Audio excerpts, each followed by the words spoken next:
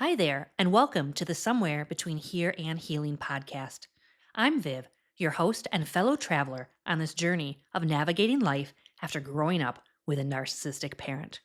Together, we'll explore the messy, the funny, and the downright unbelievable stories of family, life, and self discovery. Please let it be known I am not a therapist nor claim to be an expert in any way. I am simply someone who's been through it, still figuring things out, and I'm here to share my story with you. So grab your favorite drink, settle in, and let's get this thing started.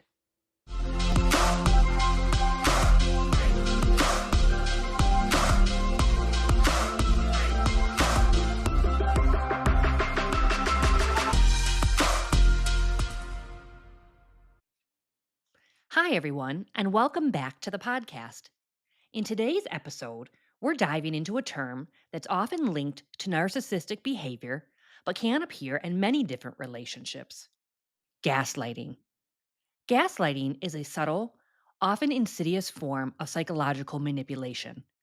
It's one of those things that can creep into your life without you even realizing it at first. It can happen in relationships, friendships, work situations, even in family dynamics. And today, we're going to break it down, explore what it is, and discuss some of its effects. So, what is gaslighting?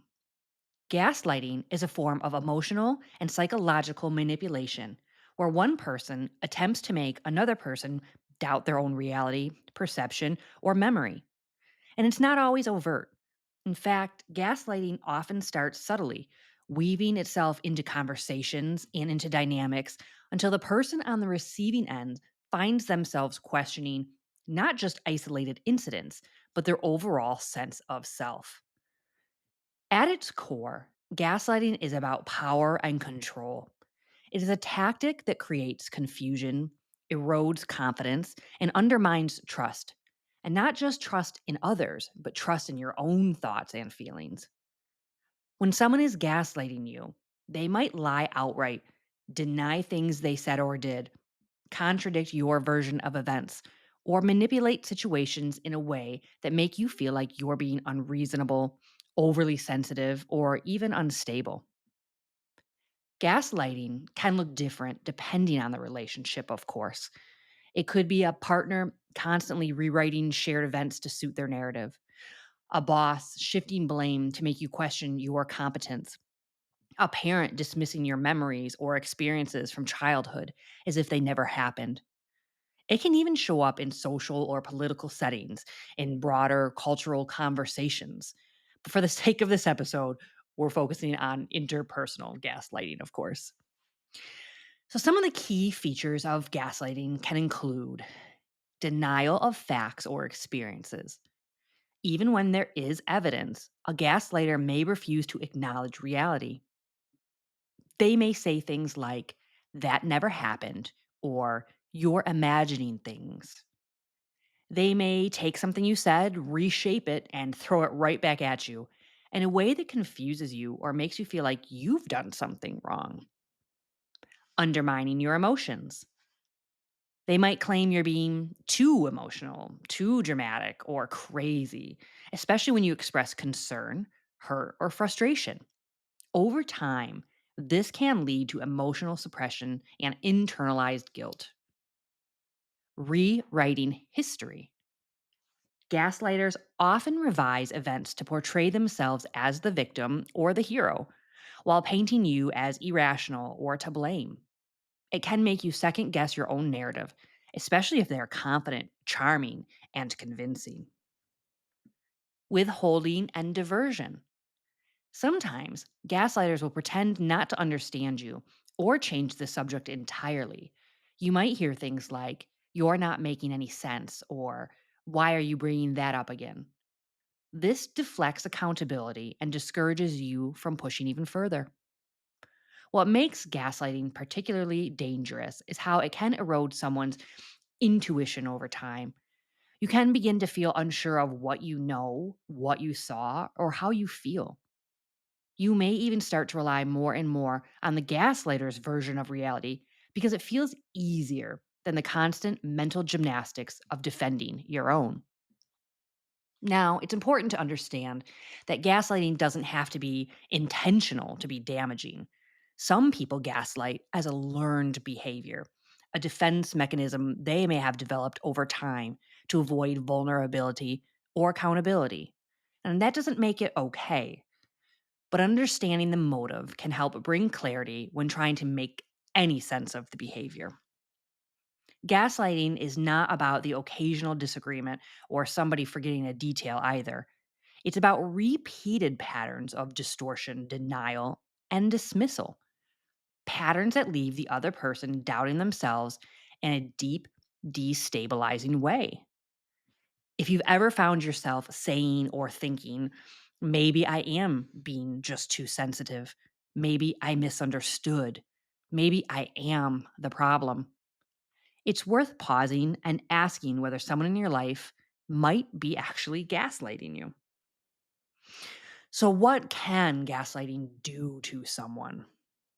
Lots of things. Gaslighting doesn't just create confusion in the moment, it can cause lasting emotional and psychological harm. One of the most painful aspects of being gaslit is that you start to lose your sense of self. Over time, that inner compass, that gut instinct, that quiet voice of reason, that emotional radar that helps you navigate your life, it can start to feel unreliable. And when you can't trust your own mind, it becomes incredibly difficult to feel safe in the world or sometimes even safe within yourself. Here are some of the key ways gaslighting can impact someone or maybe impacting you. Chronic self doubt. One of the most common effects is persistent self doubt. You start second guessing everything: your memory, your decisions, your feelings, your boundaries. Even simple everyday moments can become internal battles. You might find yourself replaying conversations over and over in your head. You might ask others for reassurance constantly. Do you think I was being unreasonable? Because you've essentially been taught not to trust your own judgment. Erosion of self esteem. Gaslighting slowly chips away at your confidence. When you're told over and over that your feelings are wrong, your perception is off, or that you're overreacting, it's far too easy to internalize that narrative. You might start believing you're too sensitive, or that you're bad at communication, or that you're inherently flawed. And once those beliefs start to take root, they're kind of hard to shake, even when the gaslighter may no longer be in your life. Isolation. Gaslighting often creates isolation, either because the gaslighter has actively discouraged you from talking to others, say, they won't understand, or you're just trying to turn people against me, or because you start to feel like no one else would understand what it is you're going through. You might start withdrawing from friends and family. You might feel embarrassed or ashamed for, quote, letting this happen. And the more isolated you become, the easier it is for the gaslighter to maintain their control. Anxiety and hypervigilance. Gaslighting can make you feel constantly on edge, like you're walking on eggshells. You become hyper aware of the gaslighter's moods, tone of voice, body language. You try to anticipate and prevent conflict. This hypervigilance can feel like anxiety, but it's actually a survival response. Your nervous system is trying to protect you in a destabilizing environment. And this kind of chronic stress can manifest physically too: headaches, stomach issues, trouble sleeping, panic attacks, all of which are signs your body is carrying the emotional weight of the manipulation. Confusion and mental fog. Many people who experience gaslighting describe a feeling of feeling foggy or confused, as if their mind is cloudy. This happens because your brain is constantly trying to reconcile two conflicting realities: what you experienced and what the gaslighter is telling you experienced. Over time, this cognitive dissonance becomes exhausting. You might struggle to concentrate, remember details, or even make decisions. It can feel like you're losing control over your own mind at times. And in a way, that's exactly what gaslighting aims to do. Learned helplessness. After enough time in a gaslighting dynamic, you might start to feel like there's no point in speaking up or defending yourself. You might feel like your voice doesn't matter now, or worse, that you'll just be punished emotionally for it, sometimes physically. This leads to a kind of emotional paralysis. You can stop asserting boundaries. You can stop trusting your gut. You might even start blaming yourself for everything that's going wrong, which is exactly where the gaslighter wants you to be: compliant, confused, and disconnected from your own personal power. And identity confusion. One of the most disorienting long term effects is identity confusion. You may begin to lose touch with who you are outside of the relationship or situation where gaslighting is happening. What do I like? What do I believe? What are my boundaries? And what matters to me? These aren't just philosophical questions. They're ones survivors of gaslighting often find themselves grappling with after months or years of having their reality shaped by someone else. And it's something that I am personally going through right now. If you're listening to this and realizing you've been affected by gaslighting, I do want to be clear: it's not your fault, and you're not broken. The effects of gaslighting are real and they are valid, but they don't have to be permanent. With time, support, and healing, whether through therapy, self reflection, community, or all the above, you can begin to rebuild that trust in yourself. You can relearn how to listen to your intuition. You can strengthen your boundaries. And ultimately, you can get your voice back. Most importantly, you can claim your own reality. So, why does gaslighting happen? Gaslighting is often thought of as something only, quote, bad or toxic people do. But the truth is, it's more complicated than that. While some gaslighting is deliberate and malicious, that is not always the case. Understanding why gaslighting happens doesn't excuse the behavior, but it does help make some sense of it. For people who have experienced it, that clarity can be a huge part of their healing. So let's break it down into a few common roots. Now, this isn't all of them, but just some of the common ones. One, control and power. At its core, gaslighting is often about control. When someone feels threatened by losing influence, being held accountable, or by being seen for who they really are, they might use gaslighting to regain that upper hand. And this can happen in romantic relationships, in families, friendships, in the workplace, anywhere where power dynamics are present. A person who fears losing control might try to destabilize someone else's sense of reality in order to stay dominant, in charge, or, quote, right. By making the other person doubt themselves, the gaslighter protects their own image, avoids that responsibility, and or keeps someone emotionally dependent on them. 2. Insecurity and ego protection. Some people gaslight not to intentionally harm others, but to protect themselves from some uncomfortable truths. Truths about maybe who they are, what they have done, or how they've made someone feel. For example, someone who can't tolerate the idea of being the bad guy might twist a situation until it seems like you're the one overreacting. They might minimize your hurt or deny what happened because facing it would challenge the version of themselves that they want to believe in. And in this way, gaslighting can be a deeply ingrained defense mechanism, a way for someone to protect their ego and avoid vulnerability. That doesn't make it right, but it does help explain why it can feel so slippery, confusing, and sometimes hard to call out, even for the gaslighter themselves. 3, a learned behavior. Gaslighting can also be something people pick up through their own experiences.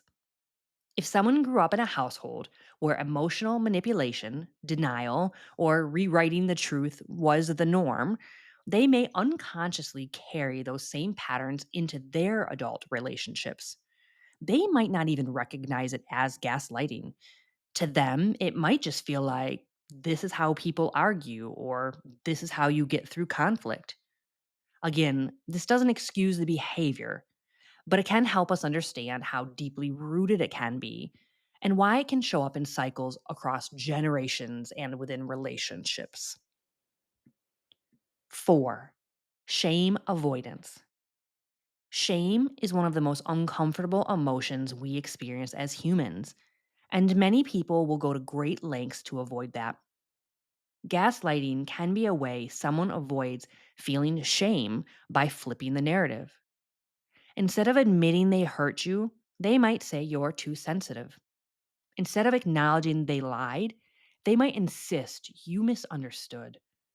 This helps them escape the hot seat, but it leaves you holding all that emotional weight. Again, it's not always calculated, but it is damaging. 5, gaslighting is a common behavior among people with narcissistic traits or narcissistic personality disorder or NPD. In these cases, the gaslighter may have a deeply fragile sense of self that they protect at all costs, often through manipulation, denial, and deflection. They may lack empathy or emotional awareness and see others as extensions of themselves rather than separate people with valid experiences. To someone with strong narcissistic tendencies, gaslighting can feel like a necessary tool for maintaining their version of reality. But even outside of diagnosable personality disorders, people can use gaslighting tactics if they've learned it helps them maintain power, avoid accountability, or preserve their self image. 6, situational manipulation. Sometimes gaslighting is very intentional and calculated. This can happen in abusive relationships or toxic environments where one person actively seeks to confuse, control, or emotionally dismantle another person. In these cases, gaslighting is part of a bigger pattern of abuse. It is used to isolate, disempower, and destabilize the other person until they become easier to control. This kind of gaslighting is often paired with love bombing, blame shifting, emotional punishment, and or even financial or physical abuse. So why does it happen? Because human beings are complex, because people have wounds, fears, insecurities, and egos that get in the way. Because emotional maturity and accountability are hard. And because we live in a world that doesn't always teach us how to sit with discomfort, own our actions, or navigate conflict in healthy ways. That doesn't mean we tolerate gaslighting, but when we can name it, understand it, and recognize the patterns behind it, we give ourselves some power of a sort, power to set boundaries, power to question the narrative, power to trust our instincts or start to trust them again, and hopefully, when needed, the power to walk away. So, how can we spot gaslighting?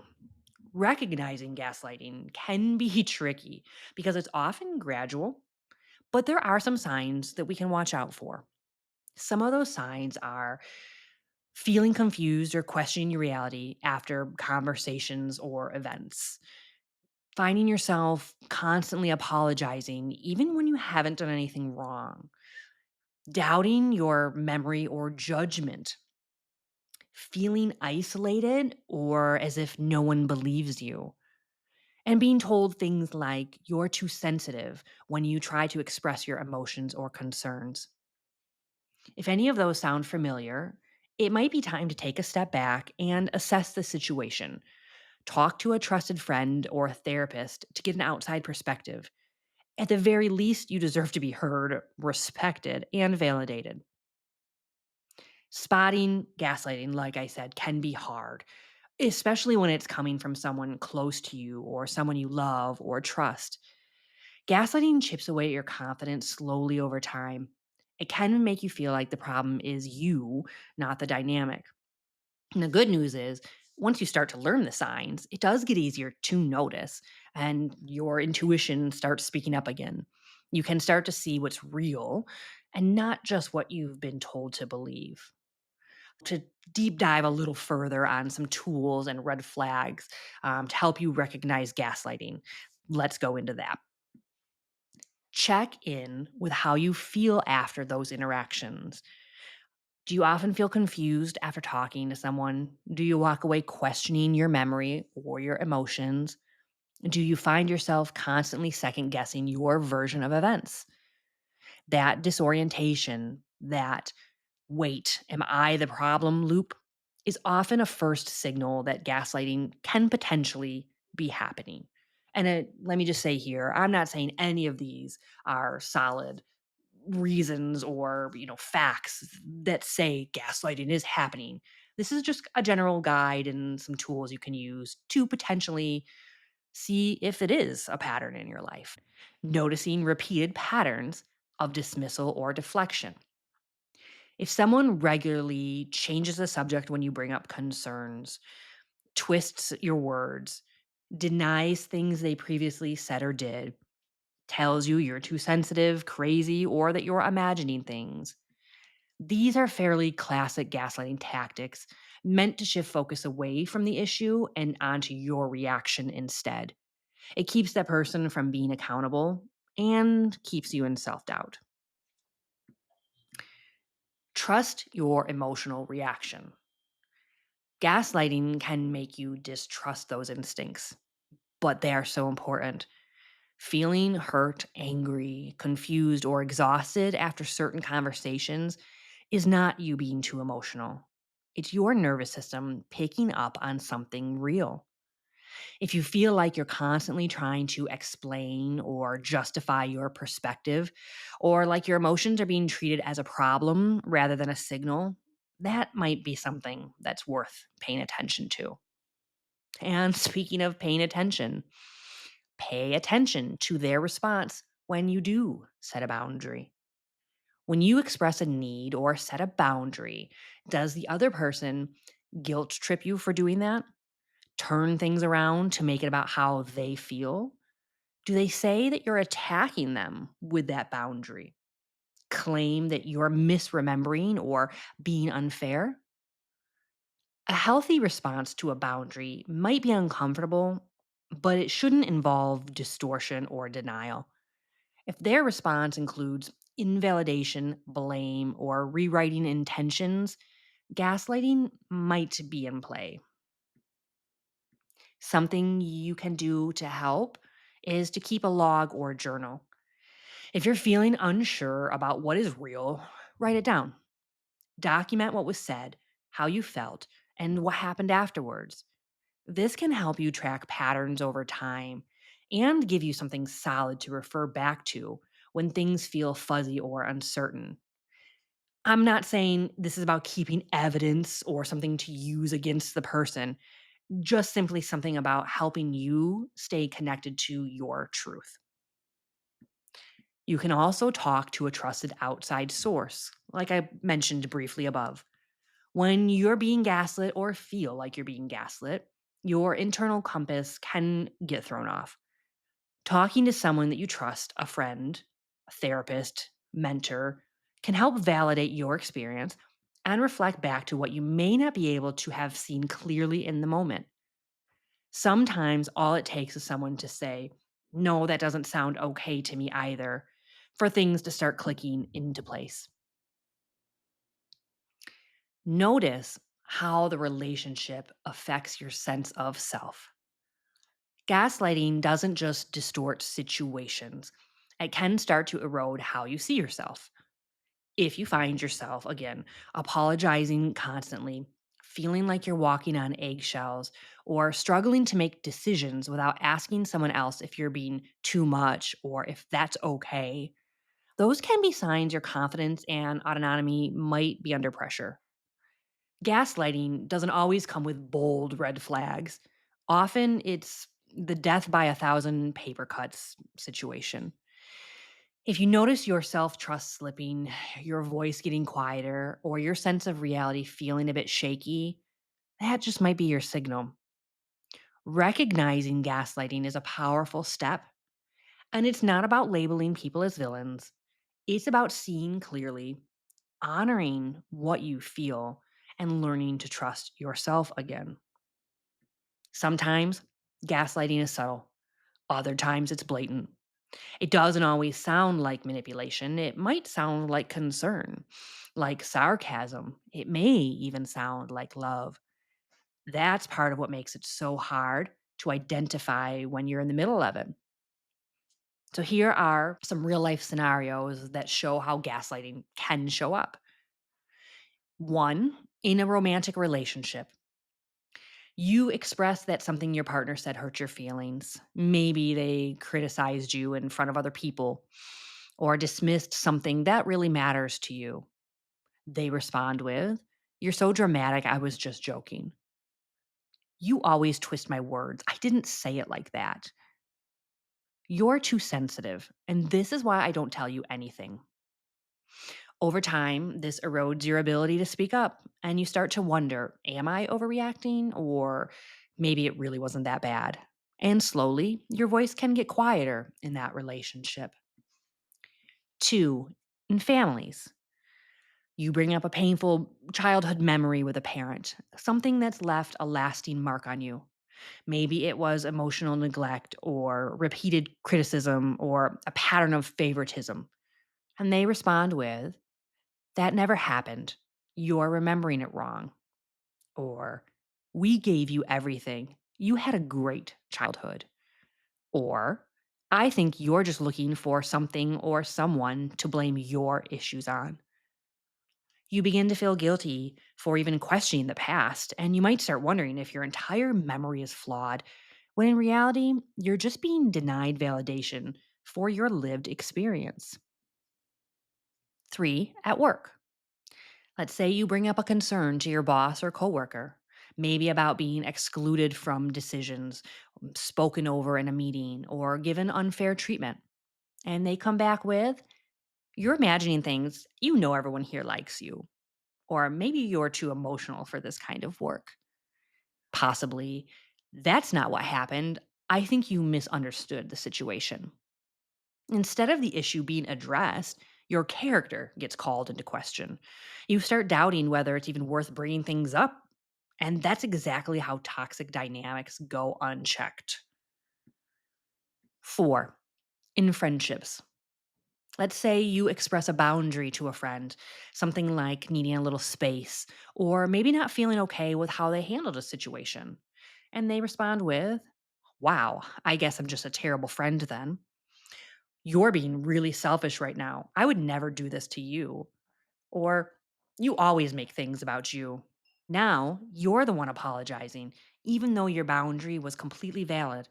You can leave the conversation confused, feeling guilty, and unsure whether or not your feelings were even fair.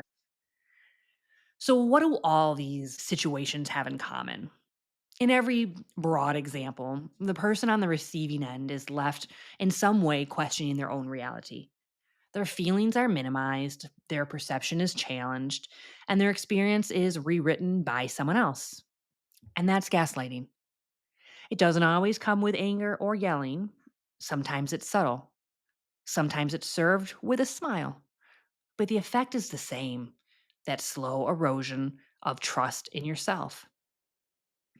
Now, when you realize you're being gaslit, let's say even in mid conversation, it can feel like standing in a fog with no clear visual of how to get out of it. What do you do? Do you push back? Stay silent? Do you try to prove yourself?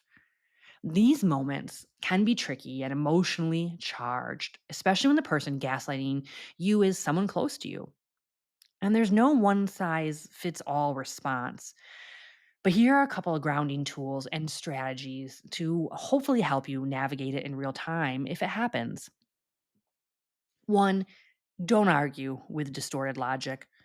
One of the hardest things to accept is that you will not win a debate with someone who is committed to rewriting your reality.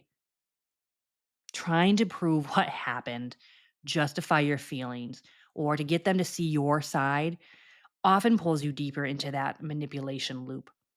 Instead of debating, try stepping back and saying something like, well, that's not how I experienced it. Or I know what I saw, what I felt, what I heard. Or we're going to have to agree to see this differently. You don't have to convince them. You only need to stand in your truth. Two, get grounded in your own reality. Gaslighting thrives on confusion. When you start feeling disoriented or unsure, pause. Literally, take a deep breath. Take two. Tune into your body and ask yourself, what do I remember? What do I feel right now? Does this feel like truth? Or does this feel like I'm being manipulated? And you're allowed to believe in yourself. Three, set boundaries around the conversation. If the conversation is turning in circles or becoming emotionally harmful, it's okay to end it. You can try one of these. I'm not going to keep having this conversation right now. If we can't talk about this respectfully, I need to take space. I don't feel heard, and I'm not going to keep explaining myself. Boundaries are not about pushing the other person, they're about protecting your own emotional safety. Four, avoid getting pulled into character attacks if you can. Gaslighters often pivot from the situation to your character by saying something like, you're too sensitive, you always play the victim, this is why no one takes you seriously. When this happens, try to redirect. Maybe say something like, I'm not going to talk about who I am as a person. Let's stay on topic. Or, this is about what happened, not about labeling me. Don't get baited into defending your worth. You don't owe anyone a justification for being human. Five, validate yourself in real time. Okay, this one can feel super awkward at first, but it is powerful, I promise.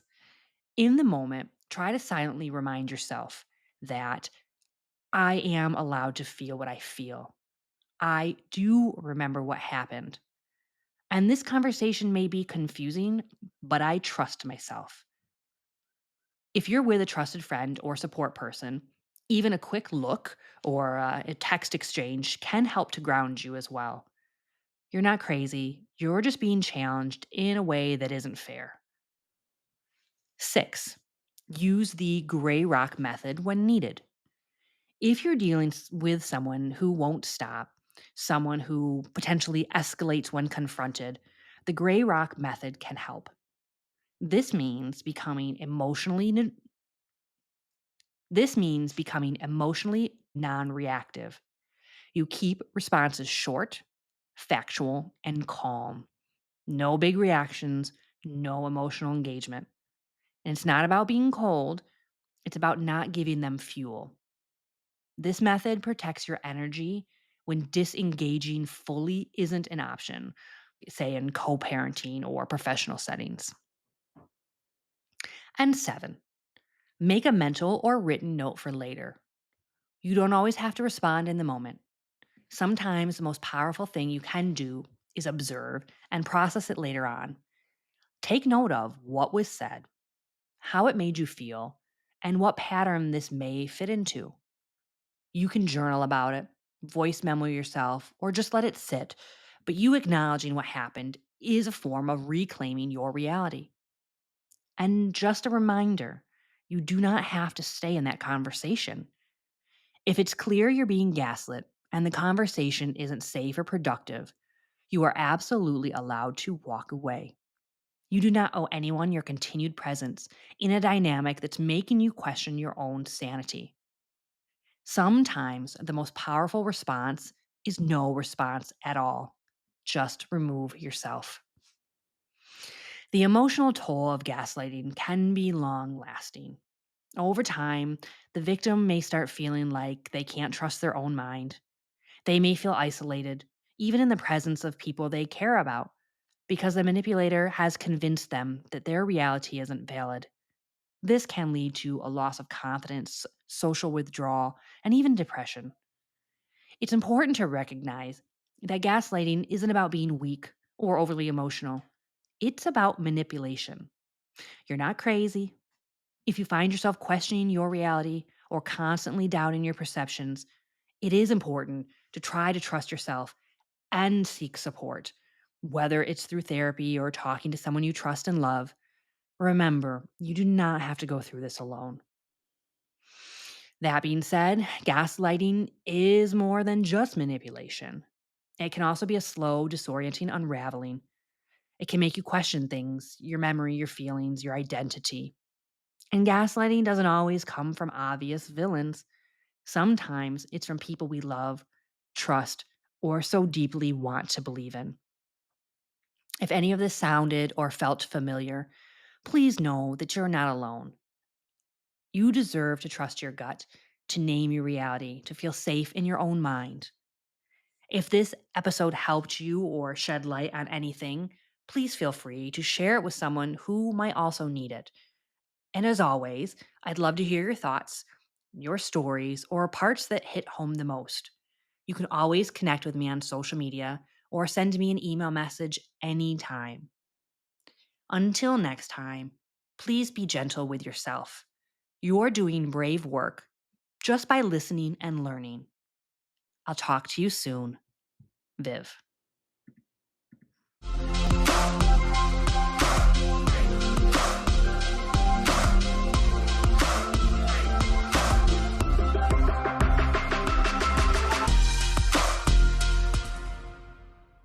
Thank you for listening and spending time with me today. I appreciate you all so much. If you haven't already, please subscribe wherever you listen to podcasts and follow me on social media. Your support means the world. Plus, it really helps a podcast grow and reach more people like us. And don't forget, I'd love to hear from you. Send me your questions, share your story, or just drop by to say hello at vivvance@gmail.com. Until next time, remember, healing isn't linear, life can be unpredictable, but you are never alone in this journey. Take care, and I'll talk to you soon.